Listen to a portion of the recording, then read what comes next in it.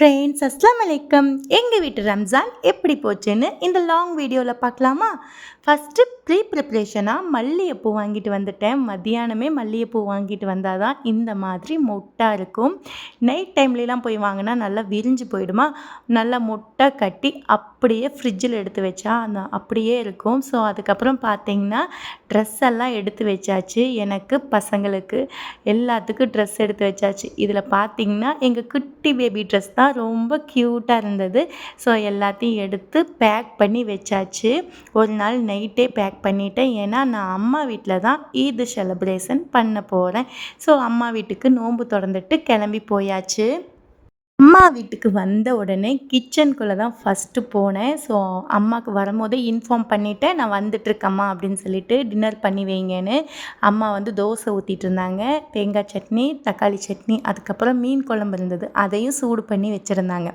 அதுக்கப்புறம் பார்த்திங்கன்னா நான் ஈதுக்கு வந்து மெஹந்தி வந்து மிஸ் பண்ணவே மாட்டேன். மருதாணி போடாமல் இருக்கவே மாட்டேன். ஆனால் பார்த்திங்கன்னா இந்த தடவை பேபி வச்சுருக்கனால ரொம்ப நேரம் உட்காந்து கோன் போட முடியாது. ஸோ அதனால் பார்த்திங்கன்னா எங்கள் வீட்லேயே மருதாணி இலை இருக்குது, அதை பறித்து அரைச்சி வச்சுட்டு சூப்பராக செவந்துருந்துச்சு. மார்னிங் எழுந்திரிச்சு பசங்களை ரெடி பண்ணி தொழுகைக்கு பாய் சொல்லி அனுப்பியாச்சு. அதுக்கப்புறம் பார்த்திங்கன்னா கிச்சனுக்குள்ளே வந்தாச்சு. இப்போ பார்த்திங்கன்னா ஸ்வீட்லேருந்து ஆரம்பிக்கலான்னு சொல்லிட்டு அம்மா வந்து இனிப்பு சேமியா பண்ண சொன்னாங்க. சேமியா கேசரி தான் அது.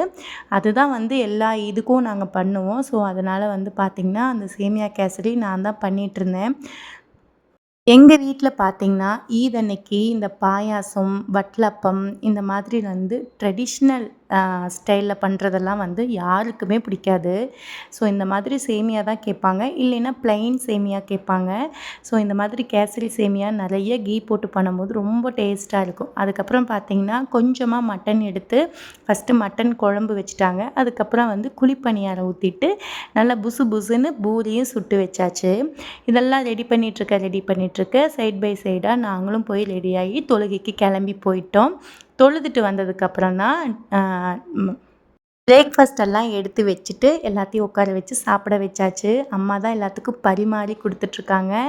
எல்லாமே நல்லா சூடாகவே இருந்தது. பார்த்திங்கன்னா நல்லா மட்டன் குழம்பு, அதுக்கப்புறம் தேங்காய் சட்னி, கார சட்னி, அதுக்கப்புறம் குழிப்பணியாரம், பூரி, அதுக்கப்புறம் பார்த்திங்கன்னா இனிப்புக்கு வந்து ஜிலேபி வாங்கி வச்சுருந்தோம். அப்புறம் பார்த்திங்கன்னா மட்டனும் சிக்கனும் எல்லாத்தையும் நான் தான் வாஷ் பண்ணேன். அதுக்கப்புறம் பிரியாணிக்கு வேணுங்கிற இன்க்ரீடியன்ட்ஸ் எல்லாம் ரெடி பண்ணிவிட்டேன். பிரேக்ஃபாஸ்ட்டு முடிச்சதையுமே கிச்சனுக்குள்ளே வந்தாச்சு. இஞ்சி பூண்டு பேஸ்ட் மட்டும் நைட்டே ரெடி பண்ணி வச்சுட்டோம் ஃப்ரிட்ஜில். அதுக்கப்புறம் இதெல்லாம் வந்து பார்த்திங்கன்னா வந்து பிரேக்ஃபாஸ்ட்டு முடிச்சதுக்கப்புறம் தான் எல்லாத்தையும் ரெடி பண்ணி வச்சது. தக்காளி கூடி நல்லா ஸ்லைஸ்லாம் கட் பண்ணி வச்சாச்சு. இந்த மாதிரி வந்து ரெடி பண்ணி வச்சிட்டோம்னா டக்குன்னு பிரியாணி தாளிச்சிடலாம். இன்றைக்கி அம்மா வந்து 3 kgல மட்டன் பிரியாணி தான் பண்ண போகிறாங்க. ஸோ அதனால் பார்த்திங்கன்னா நான் எல்லாத்தையுமே வாஷ் பண்ணி அவங்களுக்கு ரெடியாக எடுத்து வச்சாச்சு.